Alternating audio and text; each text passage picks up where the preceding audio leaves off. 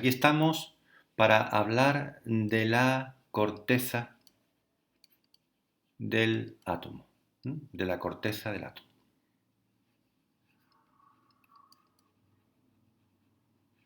Bueno, ¿qué es la corteza del átomo? Bueno, pues muy fácil. Si este es el núcleo, pues la corteza en el átomo, tanto en el modelo de Rutherford, como en el modelo de Bohr, serían estos orbitales que están alrededor del núcleo, ¿vale? Está el núcleo y esto de aquí fuera sería la corteza. Vale. En la corteza se sitúan los electrones. En la corteza están los electrones. Los electrones están en la corteza. Esos electrones están en las órbitas de las que hemos hablado en el modelo de Rutherford. Aparte de órbitas, también podemos hablar de capas. Si asemejamos cada órbita a una capa. Entonces podemos suponer que tenemos aquí el núcleo y aquí tenemos pues una capa que correspondería a la primera órbita. Aquí tenemos otra capa que correspondería a la siguiente órbita.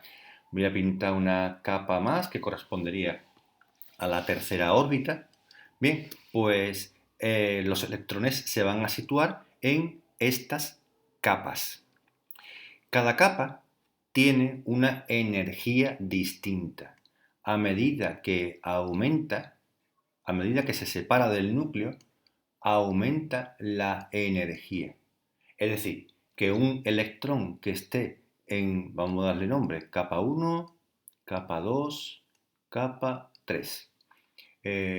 La energía de la capa 1 es menor que la energía de la capa 2. Por tanto, un electrón que esté en la capa 2 va a tener más energía que un electrón que esté en la capa 1. ¿Cuántos electrones puede haber en cada capa? Bueno, pues en la capa... Bien, vamos a hacerlo de otra manera. Vamos a suponer que llamamos n a la capa. Vale, pues para saber cuántos electrones puede haber en una capa, voy a aplicar la siguiente ecuación, la siguiente formulita. 2 por n al cuadrado. Bien, vale. A ver, capa 1 será 2 por 1 al cuadrado, salen 2 electrones. En la capa 1 hay 2 electrones. Capa 2, venga, pues sería 2 por 2 al cuadrado igual a 8 electrones, porque 2 al cuadrado 4 por 2, 8. Capa 3, pues sería 2 por 3 al cuadrado, es decir, donde venga la n, yo pongo el 3. Y aquí me sale un 18, ¿vale? Me salen 18 electrones. Es decir, puede haber 2 electrones en la primera capa, 8 en la segunda, 18 en la tercera. ¿Por qué es tan importante esto de las capas? Pues porque las propiedades químicas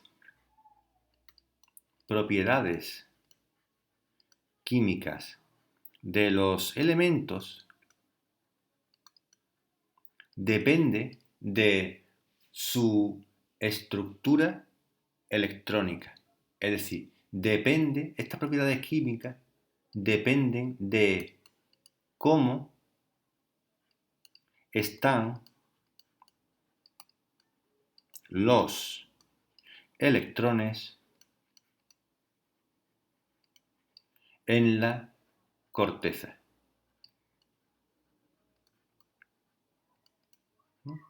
Las propiedades químicas dependen de cómo están los electrones en la corteza. Entonces, para los químicos es muy importante saber cómo están distribuidos esos electrones porque van a ser capaces de saber cómo se va a comportar un elemento, sabiendo cómo están sus electrones distribuidos en su corteza. Recordad que cuando veíamos la tabla periódica, decíamos que en un mismo grupo,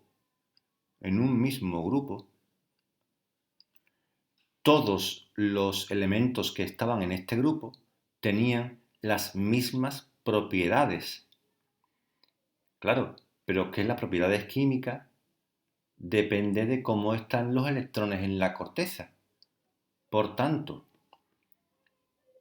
si todos estos elementos tienen las mismas propiedades, es porque los electrones en la corteza estarán igual. Y efectivamente, todos los elementos que están uno debajo de otro en la tabla periódica,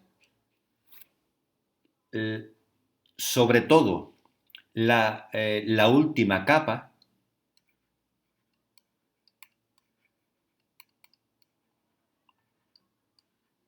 que se denomina capa de valencia,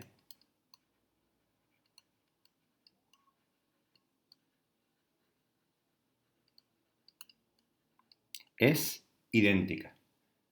Todos estos electrones, su capa de valencia, es decir, su última capa, es igual. Lo que tengan por debajo ya puede cambiar, pero la última capa es la misma. Y esa última capa es la que le va a la que está directamente relacionada con sus propiedades químicas. Deciros que para esto hay una excepción, y la excepción de esto es el helio. El helio no tiene la misma estructura de la capa de valencia de sus vecinos de abajo, pero es la única excepción. Bueno, ¿qué le ocurre, ya que estábamos aquí con la tabla periódica, qué les ocurre a los elementos de un mismo periodo de la tabla? Vale, pues los elementos de un mismo periodo de la última tabla, los elementos de un mismo periodo de la tabla periódica, lo que tienen en común es que su capa de valencia es la misma para todos. Es decir, que si para este elemento los electrones, los últimos electrones, los que están más arriba, están en la capa 3, para este que está aquí, en la misma fila, los electrones suyos también están en la capa 3. La capa 3 de este no es igual que la capa 3 de este, pero la capa de valencia es la misma, es decir, la última capa es la capa 3. A ver, es como si yo digo, todos los edificios de esta fila, todos tienen 4 plantas. Todos tienen 4 plantas.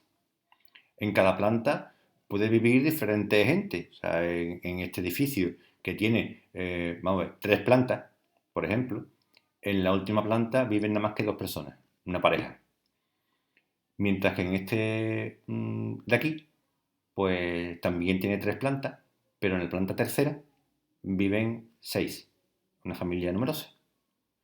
Pero los dos están en la última capa, que para los dos es la capa 3. Lo que ocurre en este caso es que este de aquí, en su última capa, hay 4 viviendo. Este de aquí, en su último piso, también viven 4. Este de aquí, en el último piso, también viven 4. Este de aquí, en el último piso, también viven 4. O sea, en el último piso de todo esto, en todos viven 4. Pero es que estos edificios son de diferente altura, ¿vale? Este de aquí es un rascacielos, mientras que este es un chalet. Este de aquí son los edificios de Cádiz de los últimos años, y estos son los edificios que están pues pegados a la playa, que son bastante altitos, ¿de acuerdo? Los pisos tienen diferente altura, pero en la última planta de todos ellos siempre vive el mismo número de gente. ¿De acuerdo?